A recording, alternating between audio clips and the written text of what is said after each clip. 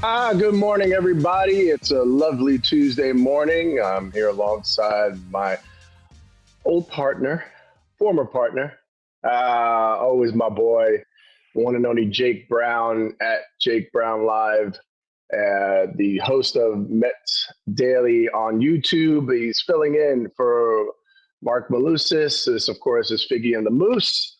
But today it's Figgie and Jake once again. Great to see you, Jake. How you doing, brother? I noticed yesterday that my beard, I looked a little extra homeless, so I decided to trim the beard this morning before the show. It looks a little bit sharper now. I'm still patches of Houlihan, but thank you for having me back. I guess the first show went good enough to come back another day, or you just didn't want to ask anyone else.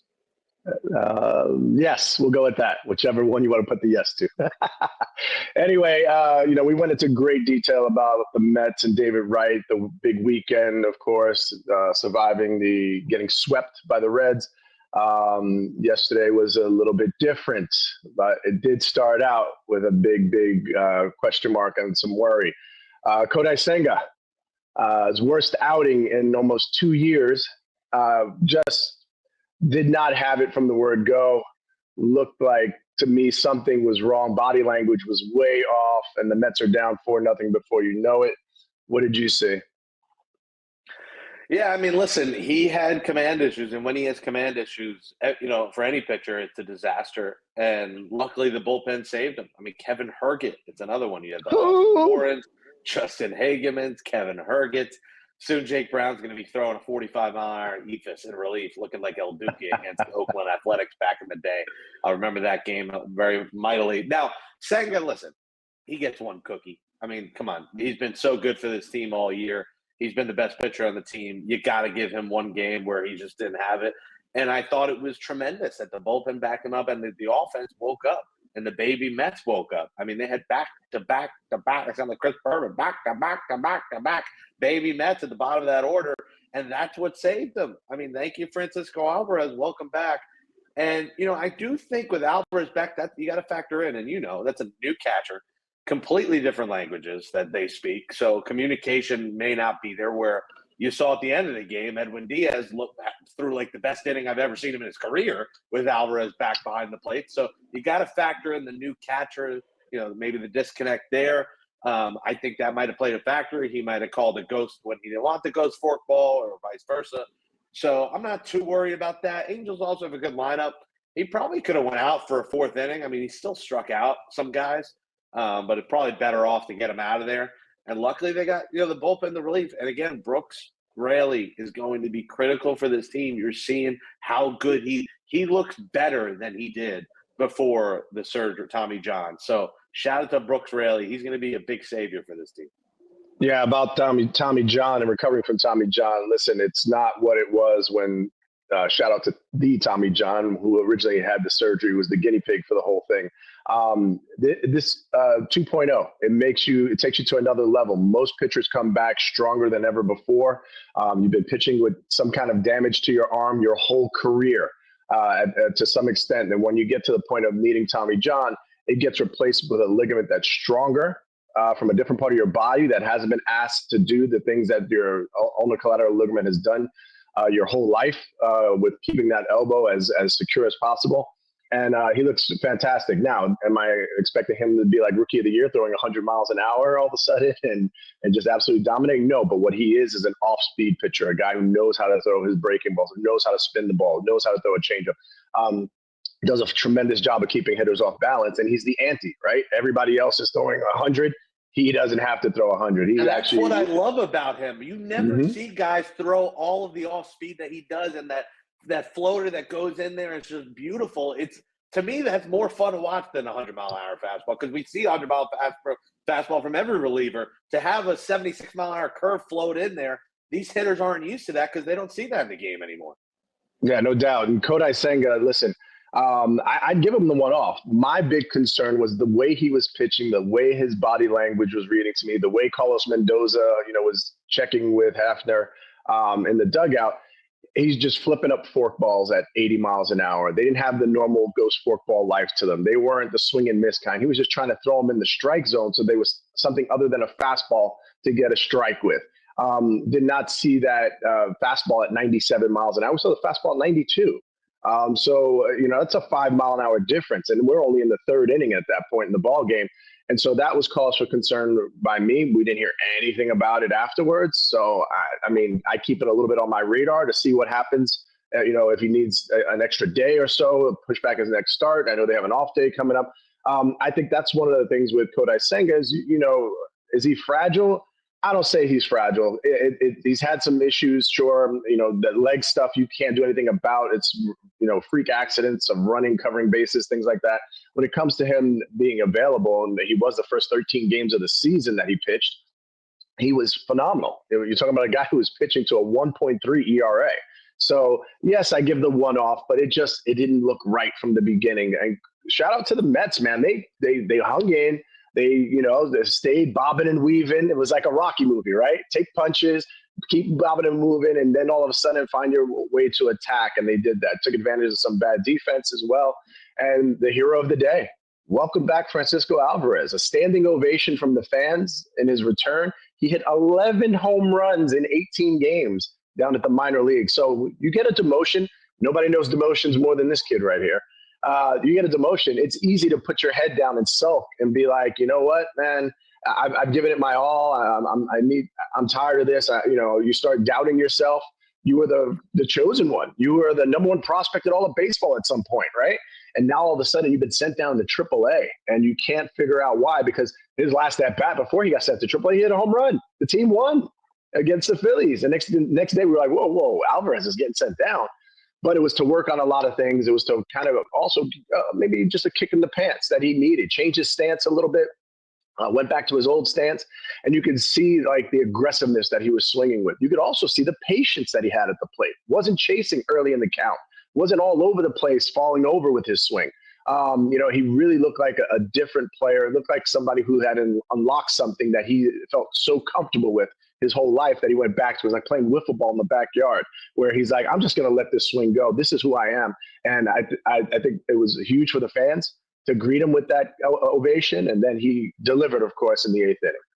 I don't think it should get overlooked that, when he was sent down, it was almost days after he had his first daughter, Renata, and he wore Renata on his the catcher, the chest protection. He had her name on there, and it was her first game. She was in the building, and he comes up with a hit, which, by the way, was probably, I don't know what the stat shows, but that was a home run in some stadiums. That was hit all the way to the wall. Now, thank you to it was the greatest showman, the Ringley, Barnum, Bailey circus on defense by the Angels in that eighth inning and in that game. Thank you to the Angels for not being a very good team. That helped the Mets, of course, too, because that throw home, and shout out to Brett Beatty for blocking the vision of the catcher on that play home, because he stopped, and when he stopped, the catcher couldn't see where the ball was, and he dropped it. So the Mets got lucky there, because I thought, Luis Angel Acuna, keep him in, bunt that baseball, Jake Brown special, lay down that squeeze. They put up Mauricio from his weaker side.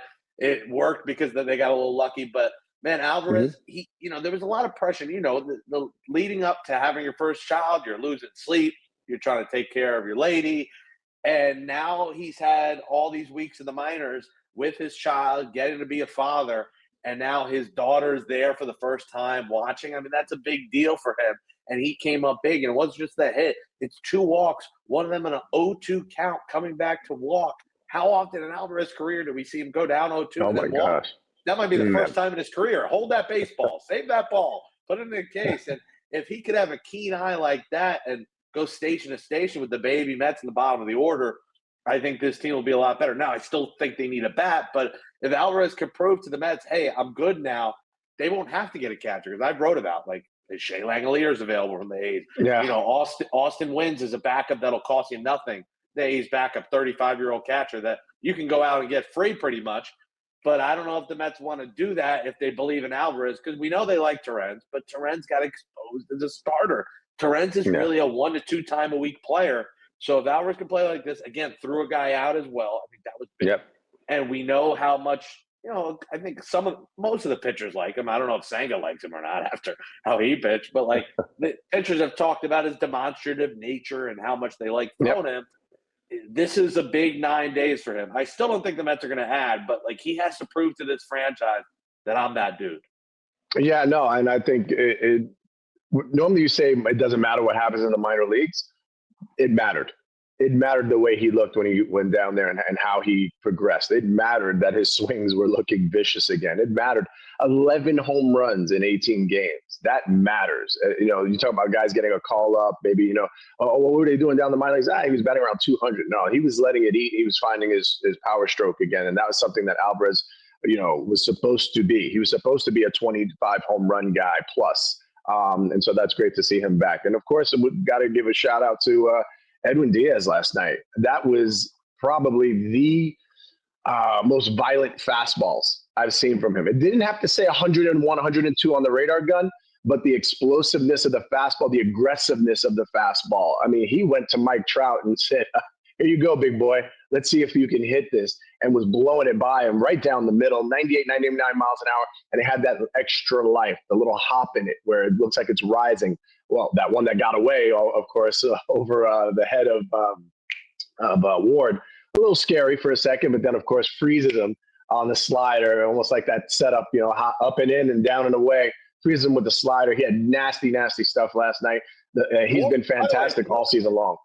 Ward, that last pitch, he looked like he had a reservation at Rayo's that night. Those are hard to get in the city. And he was looking at that like, what just happened? You could tell Edwin was mad from what happened yesterday, where he had the walk, he had the hit by pitch.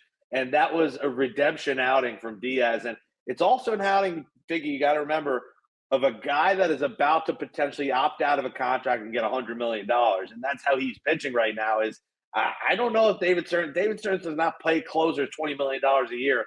And to me, I think this is Diaz's swan song with the Mets this year. And he's pitching like a guy that's about to get a new contract in the offseason.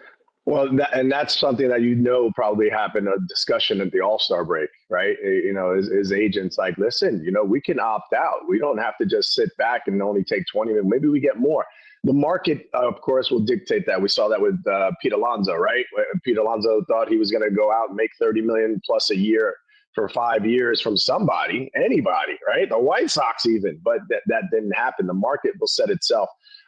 Closers have been, a lot of hit and miss contracts. So I think they're reluctant to play a closer because of the fact that there's so many arms that are throwing 100 right now with a nasty breaking ball. And if you can harness that guy on a rookie deal, on his first contract, or, somebody that's just, 1 year at a time, you kind of take those chances. You could spread that 20 million out and fill up a whole bullpen of guys. Think about a guy like Stanek.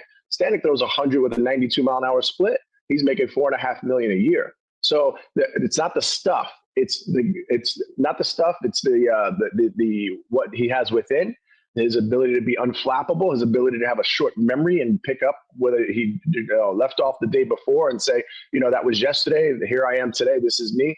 And constantly be that kind of guy that can be a lockdown. And we've seen that from Edwin Diaz, other than that first year. And even when he was bad, I think I looked into it when we did our show.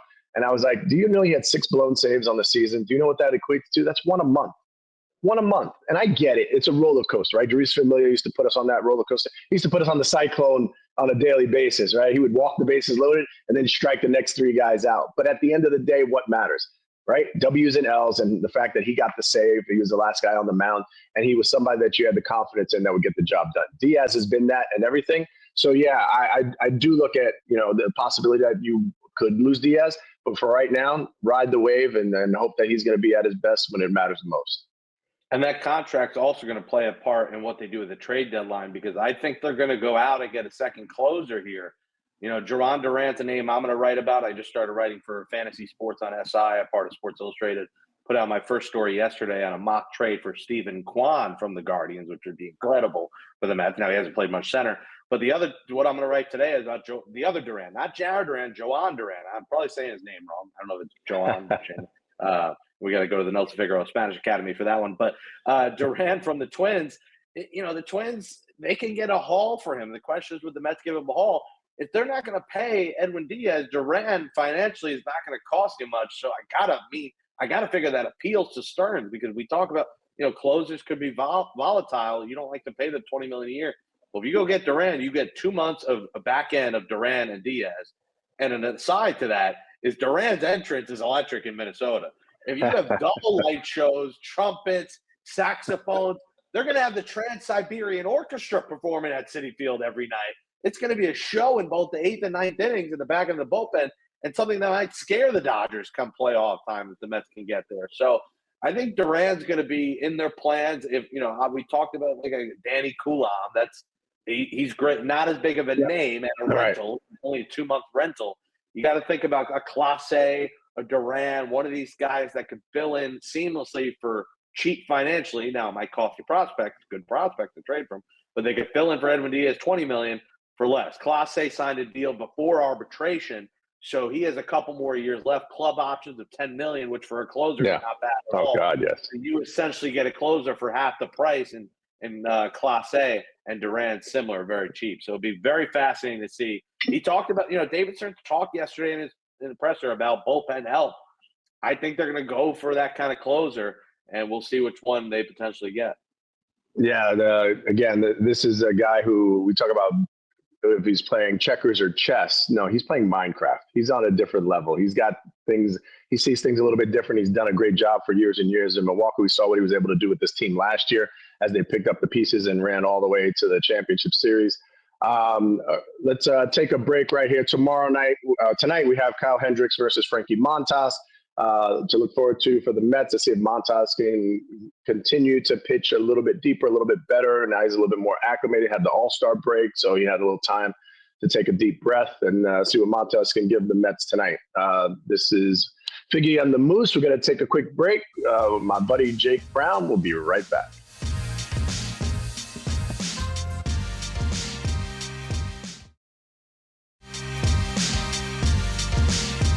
We talked Mets earlier on the show. Let's get to talking about the New York Yankees. And I don't know. As I said yesterday, the zip code for Panic City seems to be moving closer and closer to the Bronx as they find new ways to continue to disappoint their fans. And really just you got to start with Anthony Volpe. Like, does he understand? Does he see what's going on a daily basis? Is his reality the same as ours? He has more errors than anyone else. And for Aaron Boone to mention after the game, now he said top shortstop, and then he ended the sentence. He didn't say top shortstop in the game. Top shortstop can mean on the roster. I think that's probably what he was referencing. Because if he in the clubhouse, else, maybe in the clubhouse, top shortstop in the division, no. League, no. Maybe in like the independent league, sure, if you put him there. But listen, Anthony Volpe has been making bad decisions, and I get Aaron Boone defending his players, but there's a certain point of coddling when it's gotten too much coddling, and there's been a lot of coddling. I've hit my quote of the word coddling in that one sentence of Anthony Volpe. And listen, this was supposed to be Jeter's replacement. I should have liked him. He's Mr. Chicken Parm. That's me. We're the kings of Chicken Parm in New York, me and Volpe. But I think I'm the better New Yorker right now and the better person than Anthony Volpe is. And that's saying a lot because I'm just a bald guy that talks behind a microphone. And I think people like me more than him right now. That shouldn't be the case. So, and that's going to be a question here. You talk about third base. They got to get Suarez. The Yankees in the offseason have to think about shortstop. You cannot cement here Anthony Volpe as your shortstop for the next decade, which is, I think, what they were hoping. But I think the Yankees and Mets do the same. They tend to overrate prospects, and maybe they just overrated Anthony Volpe. Undersized, an occasional homer, mediocre defensively, just too many we talked about it yesterday, mental mistakes from this team, and he's making a lot of them.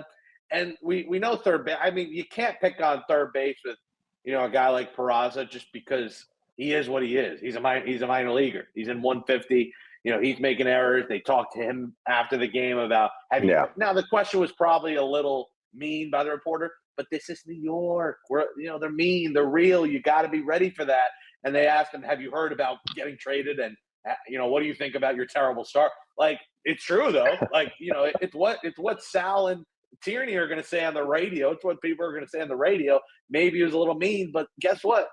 Someone's got to be mean. You have a reporter being meaner than your own manager. That's a problem. So I'm not saying you should yell at him and, give him a slap on the wrist, but something's got to wake up in that locker room because I know Boone behind the scenes, maybe he's different, but I feel like he's just a little less worried than he should be about his players because that left side of the infield, it's a natural disaster in the Bronx. Yeah, and you look at they tried to do something with the lineup. Trent Grisham leading off. You had Aaron Judge in the 2-hole, Jazz Chisholm batting third, Giancarlo Stanton batting fourth. So we've talked about this before, right? You try to load up the top half of that lineup. We've seen that with the Mets. The top 4 guys have been carrying it. Last night it was the bottom 4 that really carried the team. So for a team like the Yankees, you have these guys in the lineup, and you expect up and down the lineup to have the ability to drive in runs. They've tried to mix and match this leadoff hitter, Goldschmidt at times. At times it's been Austin Wells in the leadoff spot. So the unconventional leadoff hitter, the Kyle Schwarber of the world, hey, it could be 1-0 very quick. Hasn't had a lot of success, I'd say, for the Yankees of being that guy. Trent Grisham has been fantastic this year when you talk about, more bang for your buck. If I see one more Soto versus Grisham comp and ridiculous. I get it. But at the same time, Grisham has really, really risen from the ashes because he was going to be just a defensive replacement. So him and his mustache are out there. And you have confidence in his defense, of course. He's got Gold Glove caliber defense. He's swinging the bat pretty well as well. I think when you look at the Yankees, when you talk about making a trade to bolster that lineup, obviously third base is the issue, right? You got to have somebody over there, not only with the glove, but with some thump. And Mr. Suarez has hit his 5th home run in 3 games. He's not slowing down. He's raising his price, his trade value. The Diamondbacks, of course, going to not try and pull out so soon. They might have to wait. But by the time they wait, again, I talked about this schedule that the Yankees have in front of them. They're playing Toronto right now. They just got pushed back down. They're 4 games out of first place. And seemingly trending in the wrong direction as Toronto just looks like a team that is having a lot of fun. It looks like a team that is out there playing loose and free, and the Yankees seem like they're playing the game not to lose, and that always leads to losses. Yeah, and the Blue Jays don't have holes. Like, they don't really maybe in the middle infield they got a hole, but the way George Springer's playing right now is exactly what they signed up for. Yeah. Bo Bichette's been great. The real hero for that team is Alejandro Kirk behind the plate has been incredible. Like, the guy's hitting over 300, and people always make fun of him. He's undersized. He doesn't look like a guy that should be in the big league. Well, who cares? He's hitting the baseball. So the Blue Jays look like a more built team, and I'm sure they're going to be buyers too. We'll see what they end up doing. The Yankees really had an opportunity right in front of them, and not saying he would have made a massive difference, but Jose Iglesias was for the taking. Candelita, now I don't know if he would have went from Queens to the Bronx, but the Yankees could have had him on a silver platter for, $4 million. And they decided, no, we'll try out Peraza, and we'll see if DJ LeMahieu works. DJ LeMahieu is now gone. He's sent to the moon. And Peraza's done absolutely nothing. So they had chances to bolster this roster before the season, and they decided to go internally. It wouldn't cost them a lot. So, everyone wants Suarez. So we'll see if the Yankees land him. They got to give him the best package. And we know the Yankees farm system is not that good. Let's be honest. And you know who they're coming for. Mr. Spencer Jones is who they're going to want in a trade. Well, are the Yankees going to be too reluctant to give up one of their best prospects? Because I know Suarez is a rental, but the amount of homers he's hitting, how well he's hitting, Arizona's not going to take, a bag of chips for him. So that's going to be big. To be honest, I think they end up probably with the Ryan McMahon. I think McMahon's more realistic. His contract's not terrible. He'll have a couple more years left. So will the Yankees pay that? Does Colorado pay down some of McMahon's contract? I think that's more realistic. But their goal, if they really want to try and win this division, should go get Suarez. Because like we said yesterday, in 2 days, they can be 6 games out in the AL East. And to me, this is looking like a team that sneaks in the wild card and does what they do, which is lose in the wild card round. Well, that's a scary thought because the Yankees were supposed to be the creme de la creme of the American League, and a weakened American League. They really stood out during the first 2 months of the season. We saw this last year where they had that 30-game stretch, right? And they lost 22 of 30. And they came back to earth, and it was like, okay, we have to find our groove again. And they did that in the second half, and they took off, and they were able to run all the way to the World Series. But it's the same issues. It's defense. It's mental baseball. It's watching Giancarlo Stanton every time he's running the bases and just holding your breath. I watched him score the other day, even though he did score. It was like, watching Herman Munson rounding third base with these steps that were very short and unathletic, and you're just hoping he doesn't pull something because he's starting to swing the bat pretty well. He's been really the offensive spark and the only offense that they've had. He hit the solo home run last night. When you look at the Yankees overall, you get a guy like Rodon who's pitched well, an all-star. And is that a guy, though, you trust? You know, as you get into the fifth inning, is he a guy that you're looking at like a Jason Vargas where it's like, hey, let's get him out of here after 2 times through the lineup? He's supposed to be that ace, that bulldog mentality. He was the highest paid left-handed starter in the game up until Fried just signed his contract. And we know Tariq Skubal is going to crush that deal. But if you look at Carlos Rodon throughout the season, is he a guy that has gained your confidence, even though he's been an all-star? We remember Clay Holmes was an all-star last year. In that second half, there wasn't anybody screaming, Clay Holmes' praises. So is Rodon that guy that you say nice first half, but there's still something left lacking? Yeah, I mean, I think he's going to fall off a cliff. I just think this Yankee rotation, when you think about playoffs, is who is the rotation? We know about Fried if he holds up. But after that, are you throwing Stroman out there? Like, what are you doing come playoff time? I don't think Rodon is this good. I don't think he's that good. I think he's a 5-inning, 3-run kind of guy, 6 innings, 3-run, which is good and dandy. But when the offense has nights like they do last night, you need that guy to go 7 innings, 1 run. And, Rodon's getting paid like that. They're paying him $25 million or so a year. So that's where I see come September, October, Yankees, again, we talk about third base. They got to get a starting pitcher. They really do. I think losing Cole for the year is just an absolute killer for them. And, Heel is Heel alive? Like, is he like what's going on there?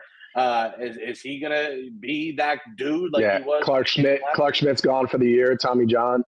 Yeah, they went with a lot of guys internally, minor league arms, hoping that minor league bats in the lineup, hoping that internally they could solve their issues. But internally, they look like a disaster. Well, you talk about internally and minor league arms, a guy who's made one start, and I was watching the Yankee broadcast yesterday, and the commercial came on for today's game. And Yankee phenom, Cam Schlittler, is on the hill tonight. Phenom after one start. I don't know what the bar is for phenoms these days, but Cam Schlittler is that dude, apparently, after 5 innings in the big leagues. So he's going out there tonight against Max Scherzer. I think you've heard of that guy before. If Cam Schmittler, how do you say his name? Schlittler.